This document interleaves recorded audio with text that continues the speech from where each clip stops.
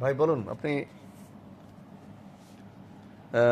কেমন লাগছে আপনার এবং কেমন আছেন বলুন। ধন্যবাদ আতিক হেলাল ভাই। আমরা আসলে সাতক্ষীরা জেলার নলতা শরীফে গেছিলাম, শ্যামনগরের নলতা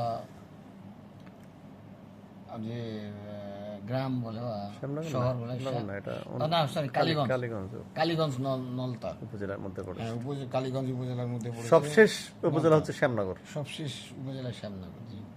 তো যাই হোক, আমরা আরেকবার এসেছিলাম 2013 সালে।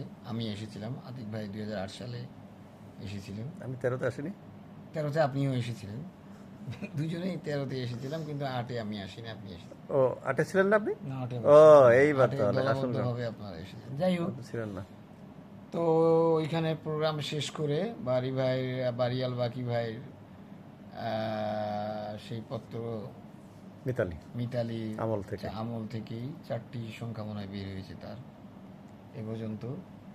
সেগুলোতে আমাদের লেখাও মানে প্রকাশ পেয়েছে। তো আসলে এই জন্য বাড়ি ভাইকে অনেক অনেক ধন্যবাদ। আর ওনার 4টি না 5টি বই প্রকাশ হয়েছে, মোড়ক উন্মোচন হয়েছে, সেখানেও আমরা মানে আসছিলাম আমরা। তো যাই হোক, এই অনুষ্ঠানটা নলতা হাই স্কুলে অনুষ্ঠিত হয় আসরের নামাজের পর। বিকালবেলা আমরা ওইখানে যাই, তার আগে আমরা 3টায় পৌঁছে আমরা সেই খান বাহাদুর আহসানুল্লাহর যে স্মৃতি বিজড়িত যে মাজার বা যে শরীফ, নলতা শরীফ, সেখানে রেস্ট হাউসে আমরা উঠেছিলাম। বাড়িয়াল বাকি ভাই ওখানে আগের থেকে আমাদের জন্য খাবার দাবার সুন্দর মতো রেডি করে রাখেছিলেন। খাসির মাংস, ডাল, আলু, তারপরে করলা ভাজি, চিংড়ি মাছ আর ভাত, তারপর আবার দই। তো যাই হোক, সাতক্ষীরার দই খেলাম, নলতার দই। তো এই খাওয়ার পরে আমরা একটু রেস্ট করার পরেই বিকালবেলা প্রোগ্রাম শুরু হয়। তো প্রথম পর্বে সভাপতিত্ব করেছিলেন একজন, আর দ্বিতীয় পর্বে আমরা মানে প্রথম দ্বিতীয় সব মানে দুটোতেই আমরা ছিলাম, মঞ্চেই ছিলাম, বিশেষ অতিথি হিসাবে আমরা ছিলাম, সেখানে উপস্থিত হয়েছি। এই অনুষ্ঠানটা খুব ভালো হয়েছে। আমার লেখাও একটা পার্ট হয়েছে, এখানে আমি করেছি। আতিক ভাই শুধু বক্তৃতা দিয়েছেন, অনেক কথা ভালো ভালো বলেছেন। সবসময় উনি বলেন, সবার জন্যই বলেন, জাতির জন্যও বলেন। আর আমি ছোট করে যতটুকু পেরেছি বলেছি। তো যাই হোক, বাড়ি ভাই আসলে আমার কলিগ ছিলেন। 1994 সালে আমি মিশনে জয়েন করি, সেই সুবাদে নলতা শরীফ বা সাতক্ষীরার সাথে আমার একটা হৃদ্যতা রয়ে গেছে।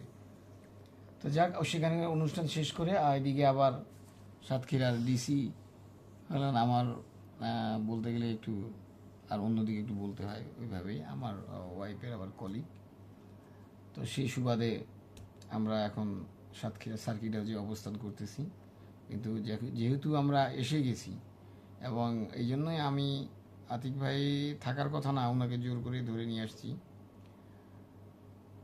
তার মাঝে অনুষ্ঠান শেষ করে বাড়ি ভাই আবার আমাদেরকে তার বাসায় তার নিজের হাতে, মানে তার ওয়াইফ বা তার বাড়ির যে লোকজন, নিজের হাতে সেই ডিনার, আমাদেরকে রাতের খাবার চমৎকারভাবে খাওয়িয়েছেন।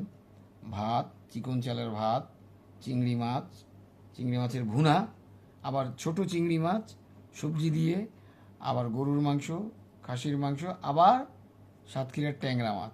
দই দই আসলে দই বলতেছি ভাই, আসলে এই খাওয়াগুলো অন্যরকম একটা আমি যে মানে পরিবেশ সৃষ্টি করে। এখানে আমাদের বলতে গেলে হয়, আমাদের উত্তরবঙ্গ থেকে আরেকজন এসেছিলেন, সুজন ভাই, না সুজন ভাই এসেছিলেন, উনি প্রথম আলোর প্রতিনিধি, লালমনিরহাটের। তো উনিও ছিলেন আমাদের সাথে সফর সঙ্গী। তো আমরা ওখানে রাতের খাবার খেয়ে শেষে আবার দেখি যে দই, সাতক্ষীরার দই তো না খেলে হয় না সবসময়। তো সাতক্ষীরার দই খেলাম, তাও আবার 1 কেজির দাম নেয় বলে 100,